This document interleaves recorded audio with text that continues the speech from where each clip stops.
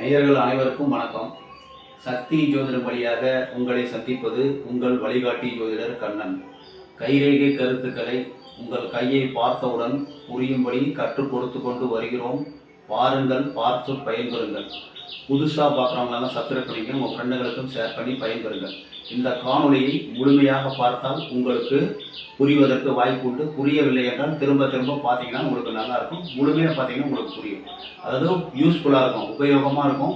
நீங்கள் பார்த்து பயன்பெறுங்கள். அதாவது இன்றைக்கு அனுபவ கைரேகை சாஸ்திரத்தில் புதன்மேடு எவ்வாறு ஒருவருடைய கையில் இருந்தால் என்னென்ன பலன்கள் அப்படிங்கிறத பார்க்க போகிறோம்.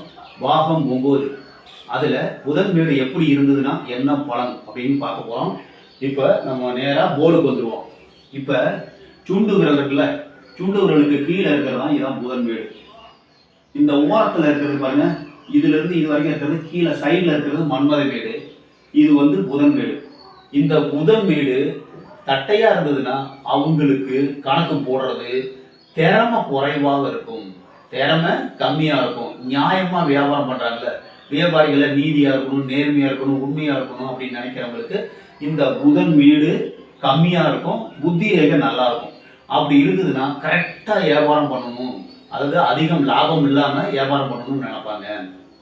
இந்த புதன்மேடு நல்ல ஒருவருக்கு சிறப்பாக இருந்ததுன்னா அவருடைய கேரக்டரே வேற மாதிரி இருக்கும். ரொம்ப சுறுசுறுப்பாக இருப்பாங்க. அடுக்கு மொழியில் பேசக்கூடிய திறமை இருக்கும்.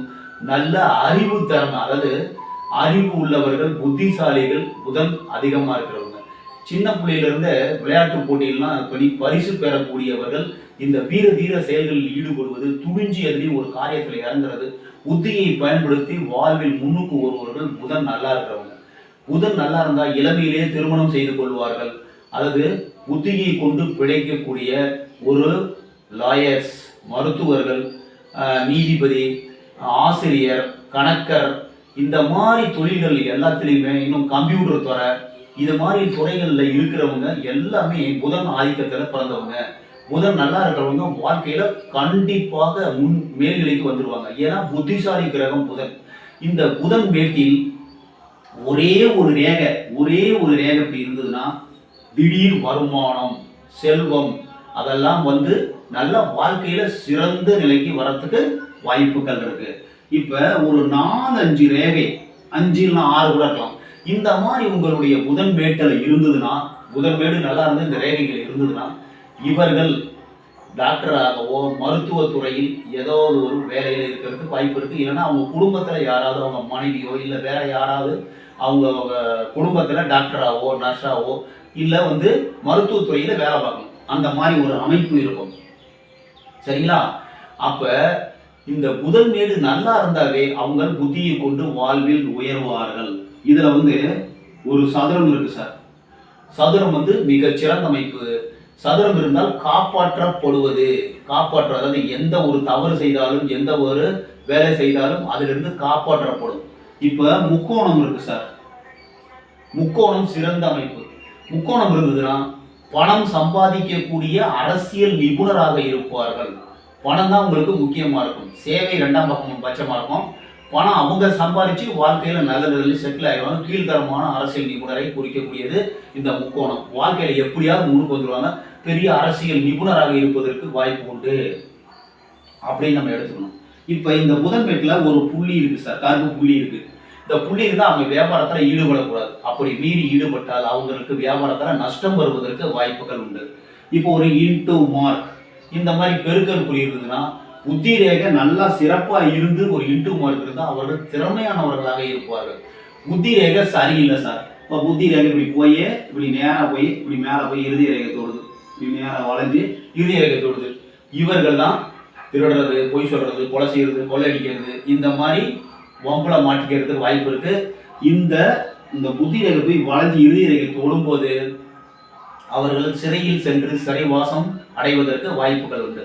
அதே மாதிரி இங்க வந்து ஒரு ஸ்டார் குறியும் நல்லதல்ல. விஷத்தால் மரணம் அடைவதற்கு வாய்ப்புகள் உண்டு. இந்த மாதிரி திருடு, உண்மைக்கு மாறாக ஏமாற்றியே பிழைக்கக்கூடிய ஒரு அமைப்பை கொடுக்கக்கூடியது. அதே மாதிரி இங்க ஒரு வளைகுறி இருக்கு சார். வளைகுறி வந்து பொருள் திருடு போகும், திருடுறது, பொய் சொல்றது, ஏமாற்றி பிழைக்கிறது, இது எல்லாமே புத்தி ரேகை நல்லா இருந்ததுன்னா கொஞ்சம் மாறும். புத்தி ரேகையும் வந்து இறுதி ரேகை பக்கம் போய் இறுதி ரேகையோட ஜாயிண்ட் ஆச்சுன்னா கண்டிப்பாக அவர்கள் பணத்திற்காண்டி தவறு செய்து சிறை வாசம் செல்வதற்கு வாய்ப்பு. உங்க கையை செக் பண்ணிங்க, எச்சரிக்கையா இருந்தீங்கன்னா அதுல இருந்து தப்பிச்சுக்கலாம். இப்ப நான் சொல்றது எல்லாமே எச்சரிக்கை காணொலி தான். இப்ப இது அனுபவத்தோடு கலந்து நான் சொல்றேன். இந்த மாதிரி வளைகுறி இருந்ததுன்னா நீங்க எச்சரிக்கையா இருக்கிறது அந்த இருந்து தப்பிச்சுக்கலாம். இப்ப இந்த மாதிரி வளைகுறி இருக்கு கையில, அப்ப நீங்க ஏமாத்தக்கூடாது. ஏமாத்துற மாதிரி எண்ணம் வரும். எண்ணத்தை உண்டு கொள்வது இந்த புதனுடைய வேலை. இதை மாதிரி ஏமாத்தி இந்த மாதிரி பிரச்சனை பண்ணி இந்த மாதிரி புத்தி ரேகையும் போயிட்டு வளைஞ்சிருந்து இந்த சுண்டு விரலும் நல்லா கோணலா இருக்கும். ஒரு சில பேருக்கு இந்த பெருவிரலும் நல்லா குண்டா இருக்கும், கோழி குண்டு மாதிரி. அந்த மாதிரி இருந்ததுன்னா அவர்கள் கண்டிப்பாக தவறு செய்வதற்கு எண்ணம் உருவாகும். அந்த எண்ணத்தை மாற்றுவது நம்ம கையில இருக்கு. நம்ம மனிதன் வந்து கொஞ்சம் மாற்ற முயற்சி செய்யலாம். அந்த மாதிரி மாற்ற முயற்சி செய்தால் நீங்கள் வாழ்வில் வந்து சிக்கல் இல்லாமல் இருக்கலாம். இல்லைன்னா சிக்கல் வரும், ஜெயிலுக்கு போறதுக்கு வாய்ப்புகள் இருக்கு. இப்ப இந்த புதன் வீடு அளவுக்கு அதிகமா உப்பலா இருக்கு சார், இல்ல ரொம்ப பள்ளமா போயிடுச்சு. அப்படி இருந்தா அதாவது இப்போ அளவுக்கு அதிகமா உப்பலா இருக்குன்னு வச்சுங்க, அவர்கள் தான் இந்த திருடு, கொலை, கற்பழிப்பு இந்த மாதிரி.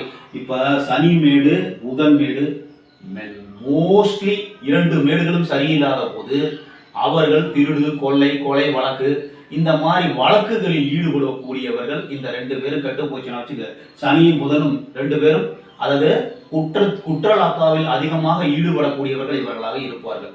காரணம் என்னன்னா, சனி வந்து கவலை, சங்கடம், தனிமை, துயரம் அந்த மாதிரி இருக்கிறதுக்கு வாய்ப்பு இருக்கு.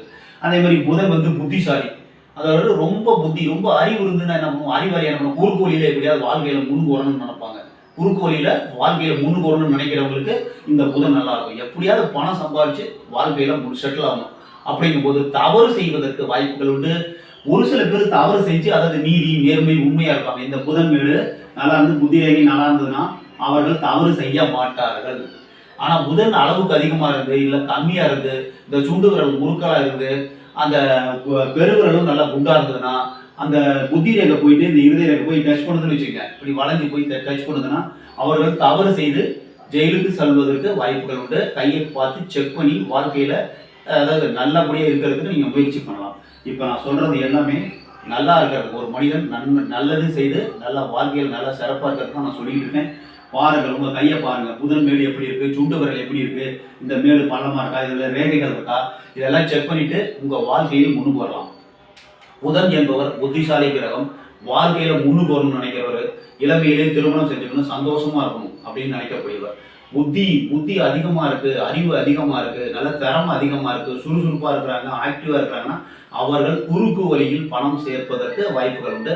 உங்க கையை செக் பண்ணுங்க. இந்த மாதிரி புதன் மேட்ல ஏதாவது ஒரு கெடுதலான ரேகைகள் தென்படும் பொழுது உங்களோட புத்தியை போட்டு மாற்றவும் முயற்சி செய்யலாம். ஆனா புத்தி ரேகை சரியில்லைன்னா மாற்ற முயற்சி பண்ணுவது ரொம்ப கஷ்டமா இருக்கும். உங்க கையை செக் பண்ணிட்டு வாழ்க்கையில அதாவது சரி இல்லைன்னா மாற்ற முயற்சி செய்தால் மாற்றிக்கலாம். அதில் புள்ளி இருந்ததுன்னா வியாபாரத்தில் ஈடுபடக்கூடாது, பெருக்கல் குறி இருந்ததுன்னா வியாபாரத்தில் ஈடுபட்டால் அதனால பிரச்சனை வருவதற்கு வாய்ப்பு உண்டு. புதன் மேடு நல்லா இருந்தா வியாபாரி, அதாவது வழக்கறிஞர், நீதிபதி, கணக்கர், ஆசிரியர், மிகச்சிறந்த அதாவது புத்தியை கொண்டு அடுக்குமொழியில் பேசும் திறமை உடையவர். இந்த மாதிரி புதன் வந்து புத்தியை கொண்டு வாழ்வில் முன்னுக்கு வருபவர்கள் எல்லாமே, கம்ப்யூட்டர் துறை இந்த மாதிரி எல்லாமே புதன் ஆதிக்கத்தில் பிறந்தவங்க. புதன் நல்லா இருக்கிறவங்க. இந்த மாதிரி புதன் நல்லா இருந்ததுன்னா நல்லதும் செய்யும். புதன் வந்து கெட்டு போச்சு, புதன் அளவுக்கு அதிகமாகிடுச்சு, இந்த புத்தி ரேகை போயிட்டு இறுதி ரேகை தொற்றுச்சு அப்படின்னா குற்றலாக்காவில் குற்றம் செயல்களில் ஈடுபடுவதற்கும் வாய்ப்புகள் உண்டு. எப்படியா பணம் சம்பாதிக்கணும், அதுக்காண்டி அந்த மாதிரி இருக்கும். கையை ஃபுல்லாக செக் பண்ணி தான் நம்ம முடிவுக்கு வரணும். புதன் கெட்டு போச்சு அப்படின்னா உடனே வந்து அந்த முடிவுக்கு வந்துடக்கூடாது, கெட்டவங்க முடிவுக்கு வந்துடக்கூடாது. அதே மாதிரி இந்த ரேகை வந்து ரொம்ப ஆழமாக இருந்ததுன்னா ஆராய்ச்சி நிபுணர்களை குறிக்கக்கூடியதாக இருப்பதற்கு வாய்ப்புகள் உண்டு. மற்றும் ஒரு சிறப்பான காணொலியில் உங்களை சந்திக்கும் வரை உங்கள் வழிகாட்டி ஜோதிடர் கண்ணன். வணக்கம்.